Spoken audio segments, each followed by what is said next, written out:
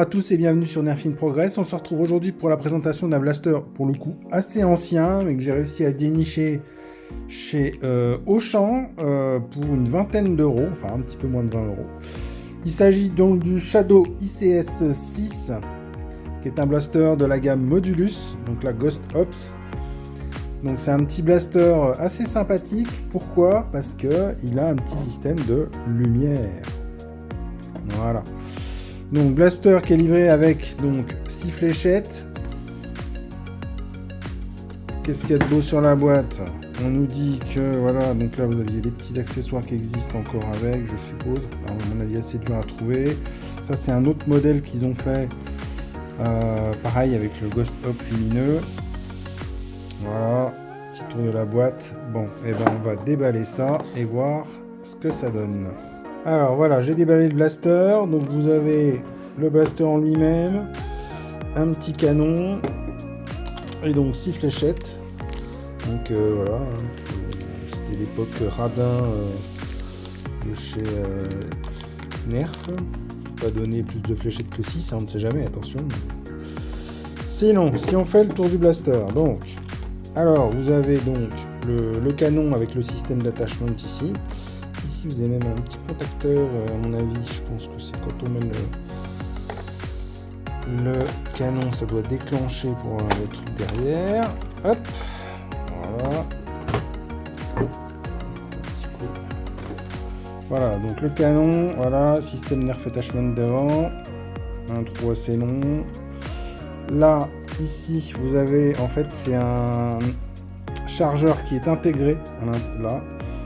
Et donc, du coup, vous mettez les fléchettes par le dessus, voilà, vous avez la plaquette élévatrice qu'on voit en dessous. Vous enfilez vos 6 fléchettes à l'intérieur. 2 rails de personnalisation ici, vous en avez un en dessous là.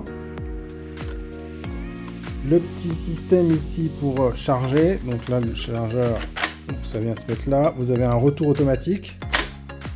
Voilà, nickel. Bon, ça n'a pas l'air d'être violent.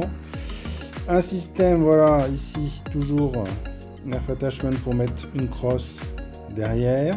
Ça aurait pu être sympa, ils ont mis un canon, pourquoi pas mettre une petite crosse avec, ça aurait pu être cool. Surtout qu'à mon avis, pour en trouver une un petit peu transparente comme ça va pas être facile. Bref, un accroche-sangle derrière, encore un rail en dessous. Et donc là, vous avez 2 détentes. Celle du dessous, ça fait la lumière. Et comme vous pouvez le voir, en fait, voilà, ça éclaire même dans le canon. Ça va te faire des tests en obscurité pour que ce soit un petit peu plus sympa. Par contre, le truc qui est cool, c'est qu'il y a des piles. Les piles sont fournies avec, donc ça, pour le coup, c'est pas mal, quoi.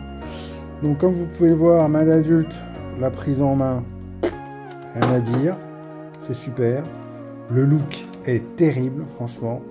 Un petit look comme ça, transparent, voilà, ça fait vraiment science-fiction, c'est vraiment pas mal, quoi. C'est vraiment un bon truc. Eh ben, on va mettre des fléchettes là-dedans pour faire un petit test de tir, pour voir un petit peu ce que ça donne.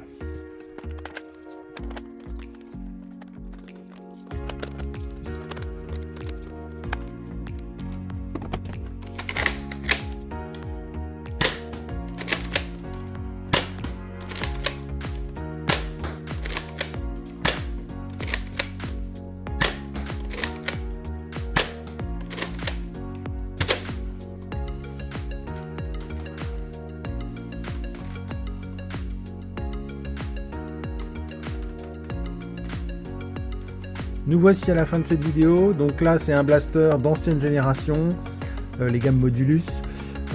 C'est pas des blasters super performants. Là clairement faut pas s'attendre à un truc de fou.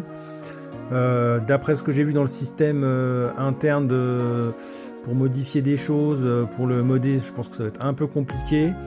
Mais là, faut vraiment le voir comme un blaster, voilà, de collection, le côté science-fiction, illumination.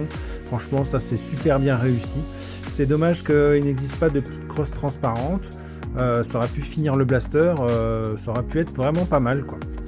Le petit système d'emport avec chargeur intégré de 6 fléchettes, c'est aussi intéressant à voir. Maintenant, comme je l'ai dit, pas pour la performance, mais vraiment pour la collection. Voilà, c'est tout pour cette vidéo. Je vous dis à une prochaine. Allez, salut!